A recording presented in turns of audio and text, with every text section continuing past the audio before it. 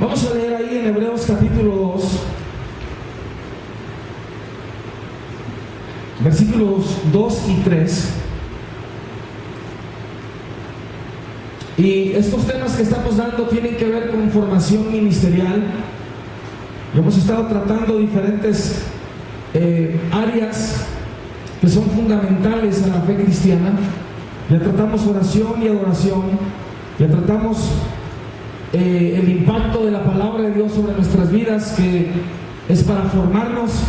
La palabra de Dios tiene la presencia de Cristo en ella, no nada más es letra, no nada más se trata de una obra literaria, sino que es la presencia de Dios en su verbo, en su logos, en su palabra. Y que cuando pasamos tiempo con la palabra, la presencia e imagen de Dios nos empieza a transformar. ¿Sí? La oración es un tiempo que Dios diseñó, creó para su espíritu y tu espíritu. Por eso la importancia de la oración. Ahora vamos a hablar de la salvación. ¿Qué es la salvación? ¿De qué fuimos salvos? Son puntos que vamos a estar viendo. Pero yo voy a tratar algo fundamental con usted. Y aunque más adelante también, la semana que entra, vamos a ver sobre si la salvación se puede abandonar o no. Yo no uso la palabra perder. Tú pierdes tus llaves, tú pierdes tu cartera, tú pierdes tus lentes. Los hombres se vuelven locos cuando pierden el control remoto de la televisión. Esas cosas se pierden solas. Tú nunca vas a perder tu salvación. Siempre va a estar ahí. Pero tú la puedes abandonar. Y vamos a ver eso en un poco más de detalle. Hoy voy a comentar un poco, pero voy a presentarle algo que le indica claramente de que la salvación se puede abandonar. Amén. Hebreos 2, 2 y 3 dice, y aquí empezamos: porque si la palabra dicha por medio de los ángeles fue firme, y toda transgresión y desobediencia recibió justa retribución, ¿cómo escaparemos nosotros si descuidamos, diga descuidamos, una salvación tan grande? Hasta ahí voy a leer. Usted puede ver aquí ya, solo con este versículo, que la salvación se puede descuidar. Se puede descuidar. La salvación no es algo que se te da y luego tú ya puedes vivir tu vida como tú quieras. No funciona así. Tú puedes descuidar el hecho que fuiste apartado, separado y libertado del pecado. Tú lo puedes descuidar. Entonces tú tienes que estar involucrado, inmerso en todo lo relacionado a tu salvación, porque la estás trabajando a su fin. La estás trabajando a su fin. La única razón que estás en el camino de Dios es porque Él te salvó de la esclavitud del pecado, te rescató del dominio de Satanás, de la condenación, del castigo eterno en el infierno, y te trasladó al reino de su Hijo. La salvación de Jesús es tu reconciliación con Dios para recibir la autoridad como uno de sus hijos, para entrar en una relación formativa con Él. Diga conmigo, relación formativa. Esto es fundamental a las relaciones. La palabra de Dios dice que el rostro de un hombre afila el rostro del otro. Eso es lo que sucede cuando hay relación. Tú vas a ser mejor o puedes ser peor por el tipo de relaciones que tú tengas. Las relaciones van a tener influencia sobre ti. El punto es que te van a formar. Dime con quién andas y te diré quién eres. Pablo dice que las malas compañías corrompen las buenas costumbres. Entonces, esto es importante, esto está al fundamento de todo lo que es relación. Entonces, cuando nosotros tenemos una relación con Dios, esa relación es formativa. La relación nos empieza a formar y a transformar a nosotros. Por eso es una relación formativa. Él te salva del pecado, te hace libre, te da autoridad para que seas hijo. Ahora hay que transformarte, ahora hay que formarte, ahora hay que santificarte, ahora hay que purificarte para que puedas cumplir con tu visión en el mundo, para lo que Él te salvó, para lo que Él te llamó. Significa pues, escuche, y si usted lo está pasando y no está cultivando su relación con Dios, esto no está sucediendo, porque tu santificación, crecimiento y formación espiritual depende totalmente de esta relación con Dios. Tu santificación, crecimiento y formación espiritual depende totalmente de esta relación con Dios. Sin una relación con Dios, el hombre camina errante en el mundo, perdido y sin propósito. La relación con el Dios Todopoderoso cambia todo el rumbo y significado de la vida del hombre, pero empieza con una relación con Dios. Tu nivel de conocimiento no es lo que impacta el mundo, sino a quien conoces.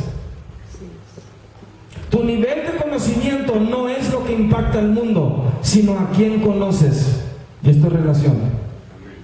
Este es Dios. Cuando tú conoces a Dios, puedes impactar al mundo. Relación. Al estar en esta relación formativa con Dios, vas a crecer en el conocimiento de Cristo y la salvación de Dios.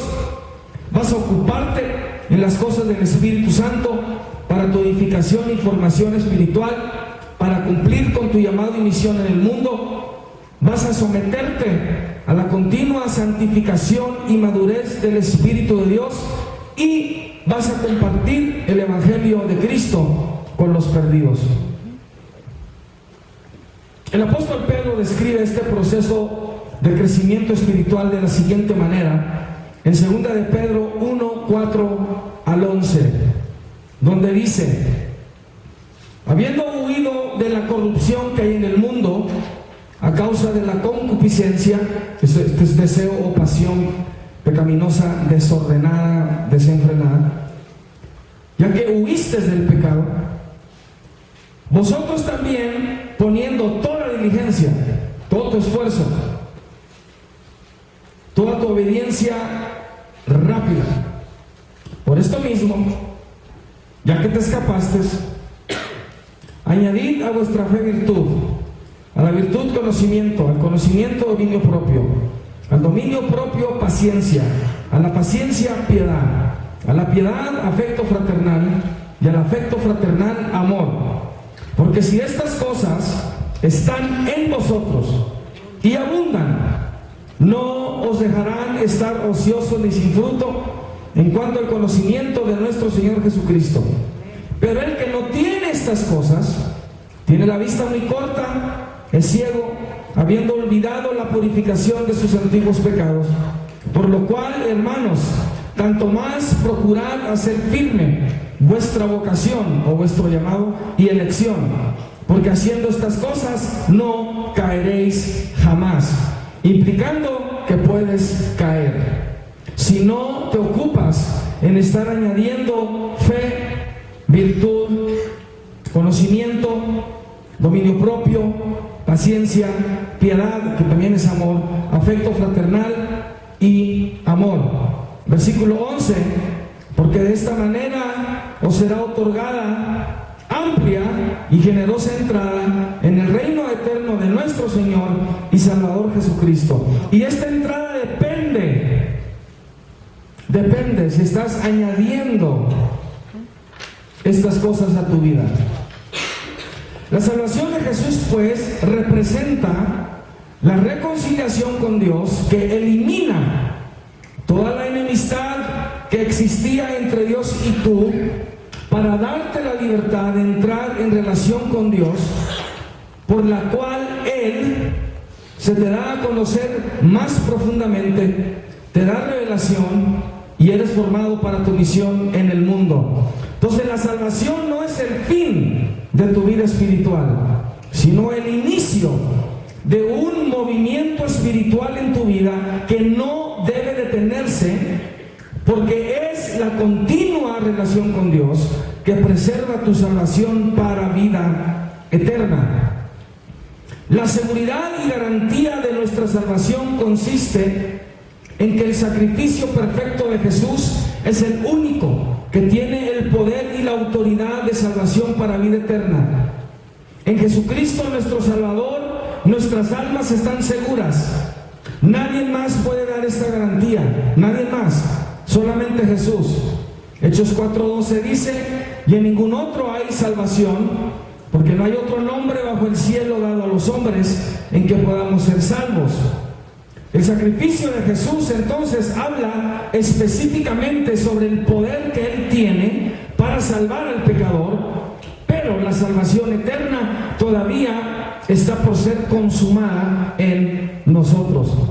Ahora, no confunda, la obra de Jesús en la cruz, su sacrificio en la cruz, muerte y resurrección, es la consumación de la obra salvadora de Él.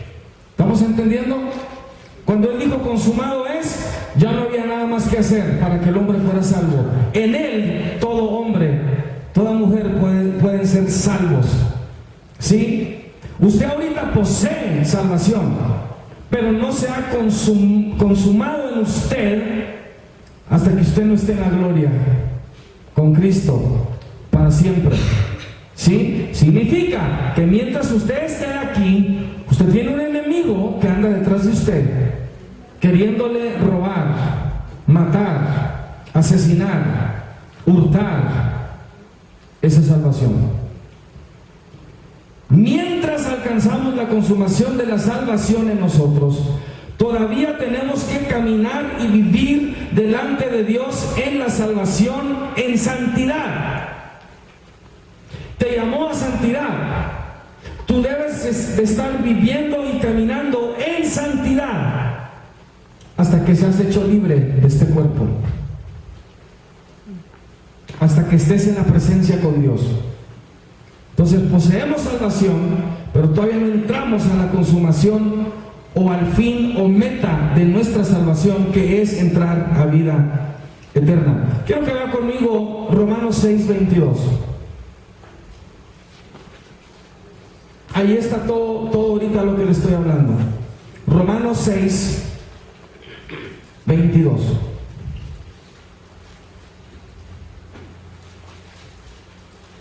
Dice: mas ahora que habéis sido libertados del pecado y hechos siervos de Dios, tenéis por vuestro fruto la santificación y como fin la vida eterna. Note la progresión, note la progresión. Ahora mismo, ¿verdad? Hay gente que no le sirve a Dios, ¿verdad que sí? ¿Hacia dónde se está dirigiendo esa gente? No tenga miedo de decirlo. Al infierno, al castigo eterno. Ese es el fin que les espera a ellos, ¿que no? Por la forma en que viven, por su conducta pecaminosa los va a llevar a un fin, ¿verdad que sí? En este caso estamos hablando de un castigo eterno en el infierno o en el lago de fuego. Nosotros tenemos otro fin. Escuche, y el fin que usted y yo tenemos, que es la vida eterna, requiere otra conducta. ¿Verdad que sí? Una conducta de santidad. Solo de la progresión, libre del pecado, fruto de santificación, el resultado o fin de tu conducta santa, la vida eterna.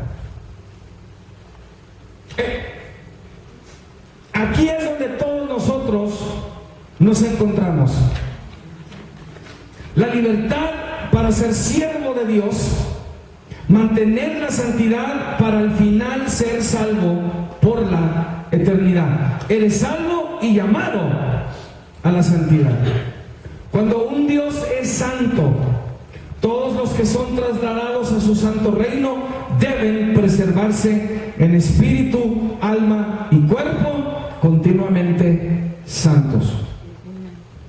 Uno de los primeros conocimientos fundamentales a la salvación es que una vez que es dada por Dios, el salvo debe abandonar su pasada manera de vivir y ocuparse en su salvación, creciendo en ella, trabajándola y no descuidarla. La salvación se tiene que guardar hasta el fin, en unidad y obediencia al Espíritu Santo. Apunte la cita, 2 de Timoteo 1, 12 al 14. Y va a haber dos cosas ahí: de guardar el depósito del Espíritu Santo que está en uno. Ese depósito tiene que ver con la salvación. Pero usted va a notar dos cosas, y habla de dos cosas diferentes. Primero dice que Él es poderoso para guardar mi depósito. ¿Qué significa esto? Que nadie nos arrebatará de la mano del Señor. Significa que nadie tiene el poder para venir a sacarte. Es lo que significa. Lo que no significa es que tú no puedes abandonar la mano de Dios. ¿Sí? Él tiene el poder para guardar tu depósito. Nadie puede venir a quitarlo. Pero cuando usted lee esa cita se va a dar cuenta que también a usted le dice que usted guarde el depósito.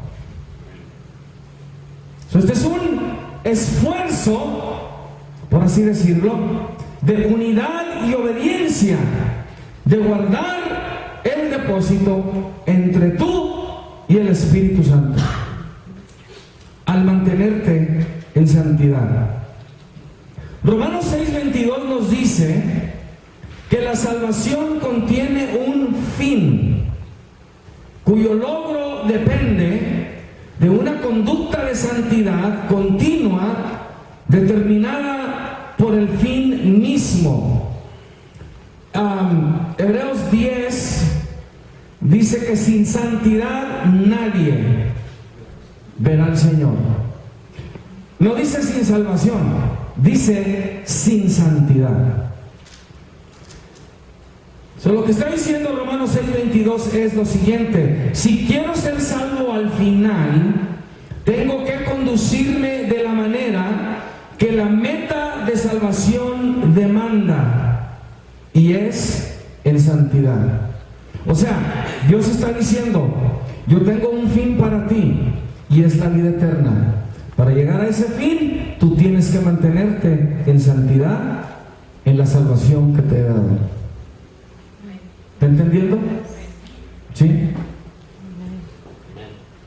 La demanda de esta conducta santa es parte de lo que significa estar ocupado o estar trabajando para llevar a su término en la salvación, y que esto es opuesto a la inactividad o alienación de esta meta. O sea, tu vida, tu eternidad está de por medio. Mi pregunta para ti sería: ¿estás ocupado en tu salvación? ¿Estás ocupada en tu salvación? Porque de ti depende llegar o alcanzar esta meta o no. Ella lo hizo todo. ¿Qué nos dijo Pablo? No que ya lo haya alcanzado, no que sea perfecto, sino prosigo ¿a dónde? A la meta, al fin para lo que fui llamado. ¿Sí? Entonces Romanos 6:22 habla de la esto es lo que dice el griego, de la conclusión de un acto, de acabar algo, donde el comportamiento santo es uno que es en respuesta al fin de salvación determinado por Dios. O sea, el fin determina la conducta. El fin determina la conducta. Léalo una vez más conmigo. Diga conmigo, el fin determina la conducta. Okay. El fin determina la conducta. Si usted se ve en el cielo, en la gloria con el Señor, ¿sí?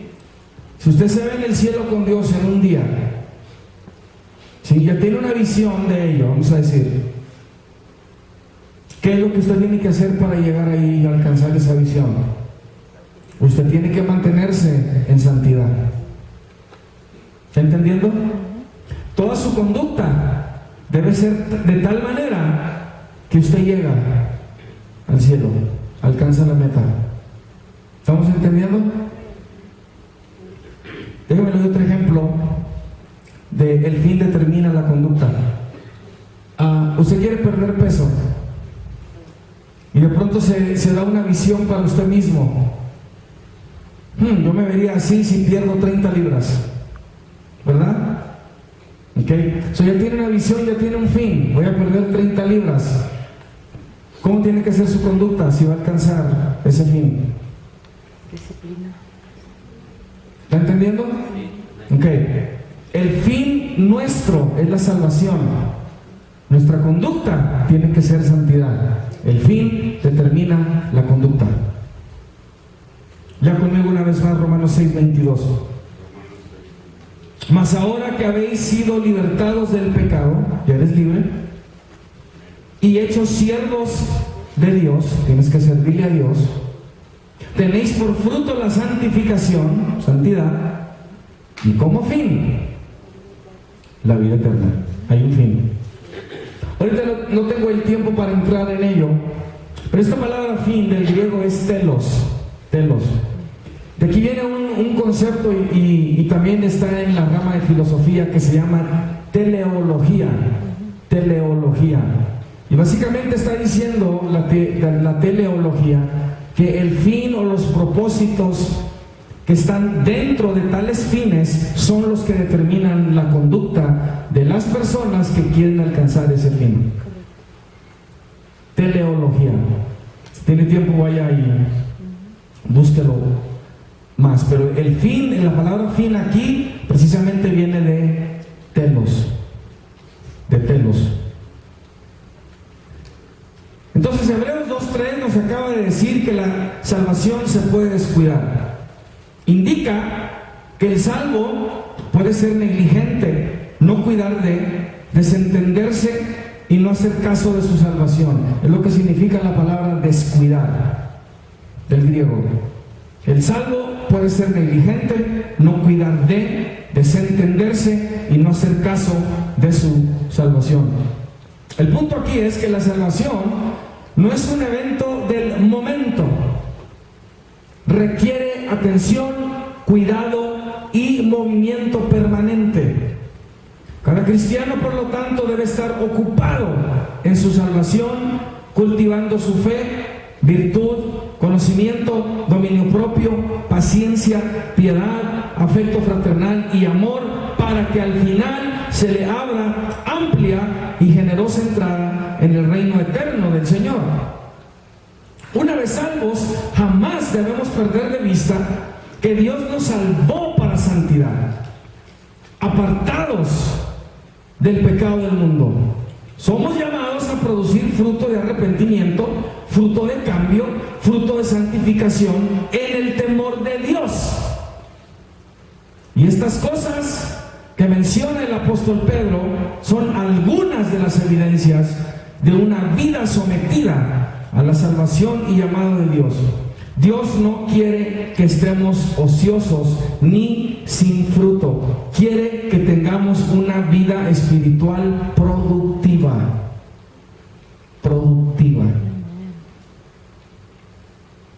En el libro de Filipenses, Dios nos advierte de estar ocupados en nuestra salvación con temor y temblor. Me gusta cómo las versiones en inglés lo rinden este texto. En Filipenses 2:12. En Filipenses 2:12 en inglés dicen unas versiones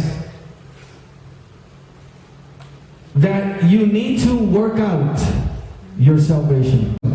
Y es lo que implica la palabra aquí, ocupar. La Reina Valera usó la palabra ocupar y dice Filipenses 2:12: por tanto, amados míos, como siempre habéis obedecido, no como en mi presencia solamente, sino mucho más ahora en mi ausencia, ocupaos en vuestra salvación con temor y temblor. Ocuparte en tu salvación quiere decir que debes estar activo, y esta es la que nos debe llamar la atención, nos debe impulsar a estar más ocupados y preocupados en nuestra salvación. Esta palabra ocupar en la salvación significa trabajando completamente, logrando, terminando y llevando adelante la obra e intención de la salvación en tu vida, que es producir fruto santo, que glorifica a Dios. Entonces el precio de tu salvación ya está pagado en la cruz. Ya está pagado en la cruz. Pero eres llamado a corresponder a ese sacrificio con obediencia y diligencia. Ocuparte de tu salvación es lo opuesto a ser una persona descuidada que se expone al peligro de recaer en pecado y caer de la gracia de Dios. Dios nos advierte de las consecuencias que pueden venir contra nosotros por descuidar una salvación tan grande.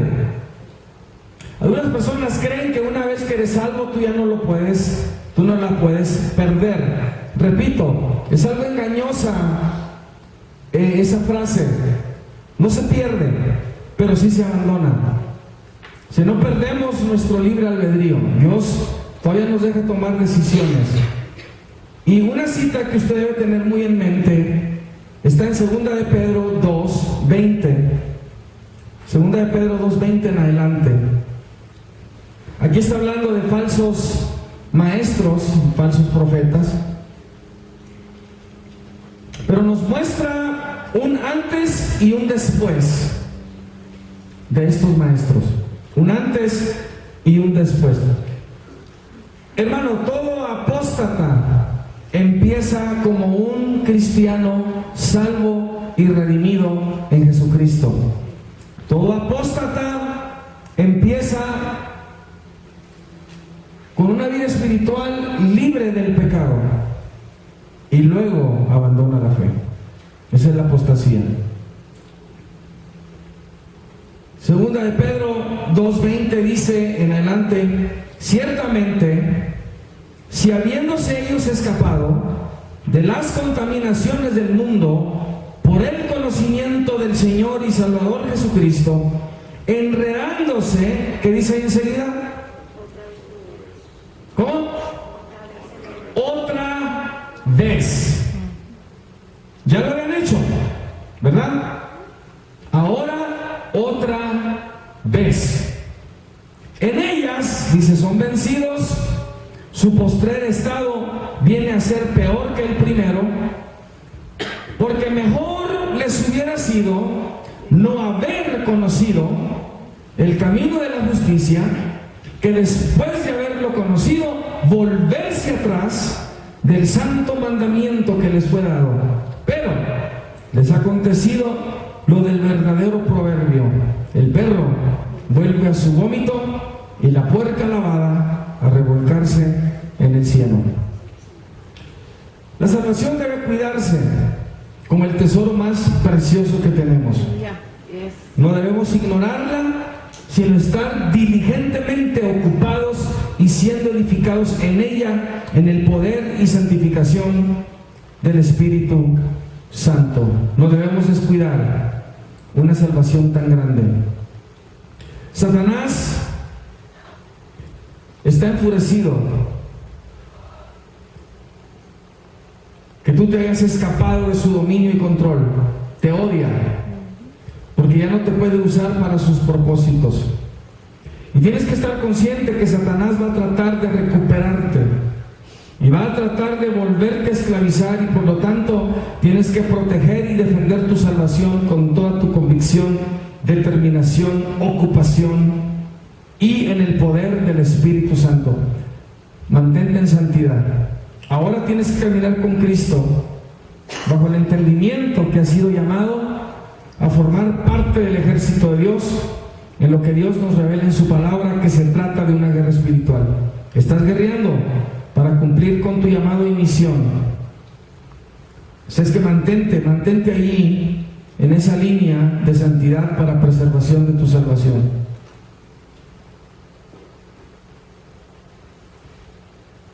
Una última cita que quisiera que viera conmigo aquí es 1 Pedro 4, donde nos habla también de un elemento de dificultad en relación a la salvación. 1 Pedro 4, 15 en adelante dice: así que ninguno de vosotros padezca como homicida o ladrón o malhechor o por entremeterse en lo ajeno, pero si alguno padece como cristiano, no se avergüence, sino glorifique a Dios por ello, porque es tiempo de que el juicio comience por la casa de Dios. Y si primero comienza por nosotros, ¿cuál será el fin de aquellos que no obedecen al Evangelio de Dios? Y mire lo que dice el versículo 18. Y si el justo, ¿cómo dice? ¿Verdad que no es automático? Con dificultad se salva, ¿en dónde aparecerá el impío y el pecador? ¿Por qué con dificultad? ¿Cuántos saben que cuesta mantener tu santidad? ¿Verdad? Es lo que está hablando. Él ya lo hizo todo. Tú tienes que guardar, proteger, defender tu santidad. No puedes dejar que nadie te saque de tu santidad. Entonces nos debe conmover a mantenernos en un nivel alto de defensa de nuestra fe y de nuestra salvación y de la santidad. Amén. Voy a cerrar con esto el otro punto. Entonces, ¿qué es la salvación? ¿Qué es la salvación? Ser salvo tiene varios significados. Es ser salvo del castigo del pecado, salvo de la ira y juicio de Dios, ser considerados justos y santos ante Dios, salvos por gracia para hacer buenas obras, salvos para predicar el Evangelio del reino de Dios a los perdidos. La salvación tiene dos significados principales. Número uno, representa tu nuevo nacimiento del Espíritu Santo. Y número dos, representa tu reconciliación con Dios y traslado a su reino. Es lo que es salvación. Nuestro nuevo nacimiento del Espíritu Santo es cuando el pecador se arrepiente de su pecado por la convicción y el llamado del Espíritu al arrepentimiento. Su pecado es borrado y él o ella es limpio de su pecado. El pecador recibe el perdón de Dios, la enemistad con Dios es removida, el arrepentido es reconciliado con Dios y una relación con Dios se establece. Nacer de nuevo es una experiencia sobrenatural en el Espíritu Santo. No nada más se trata de hacer una confesión de fe, de hacer la oración que llamamos el pecador. Es un evento sobrenatural nacer de nuevo. En ese momento, quien es salvo y está atravesando una conversión genuina, es hecho una nueva criatura por el poder del Espíritu de Dios. Repito, no se trata de una ceremonia religiosa. Y el que es salvo recibe el testimonio del Espíritu Santo, que ahora es un hijo de Dios. Tú los conoces porque son los que no se callan de hablar de Cristo. Son los que dicen, no me explico y no lo entiendo, pero hay algo diferente en mí. No soy el mismo, no soy la misma. Ya no quiero comportarme de esta forma, ya no quiero hablar así, ya no quiero hacer esto, ya no quiero hacer esto otro. Todo lo relacionado con el pecado. Antes lo que hacía me gustaba, me encantaba, ahora lo aborrezco. Es una nueva criatura. Dios borra todo el pecado, pone su espíritu dentro del salvo, le da un nuevo comienzo y una nueva vida en Jesucristo. Una transformación sobrenatural toma lugar en toda su persona, en sus pensamientos, actitudes, comportamiento y espíritu.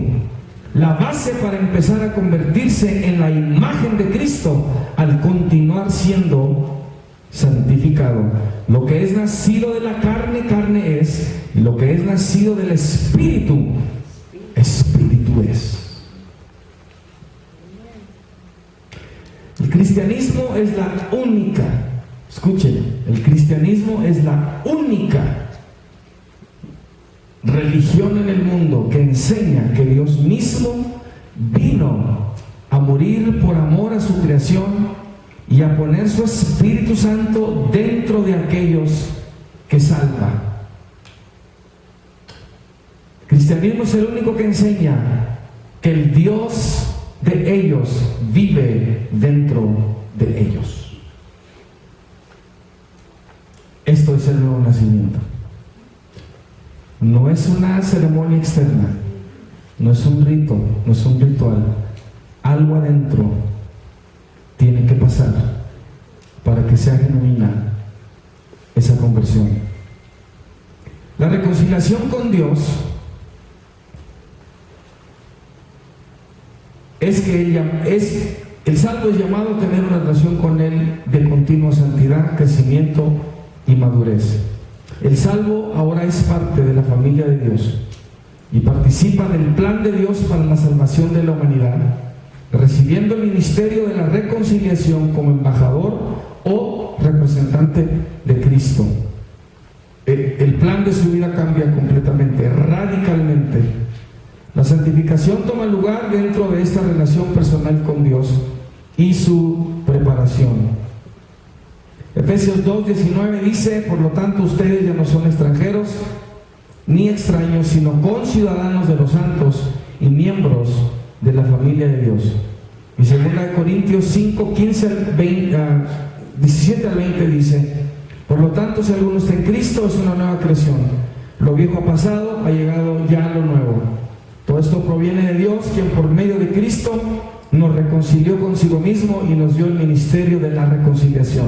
Esto es, que en Cristo Dios estaba reconciliando al mundo consigo mismo, no tomándole en cuenta sus pecados y encargándonos a nosotros el mensaje de la reconciliación.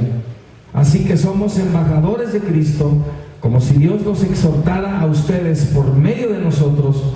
En nombre de Cristo les rogamos que se reconcilien con Dios. Una vez que una persona es salva, su llamado principal es predicar o dar el mensaje de las buenas nuevas del Evangelio a los perdidos, para que sean salvos antes de morir o antes del fin del mundo. Eso es lo que es salvación. No debemos descuidarla, tenemos que estar ocupados en ellas. El fin de nuestra salvación es la vida eterna. Nuestra conducta debe ser tal que logramos esa meta, que alcanzamos ese fin, y la conducta que ese fin demanda es vivir y mantenerse hasta ese final en santidad, apartado del pecado, sirviéndole a Dios, apartados del mundo y apartados para cumplir los propósitos de Dios en nuestra vida. Amén. Gloria al Señor.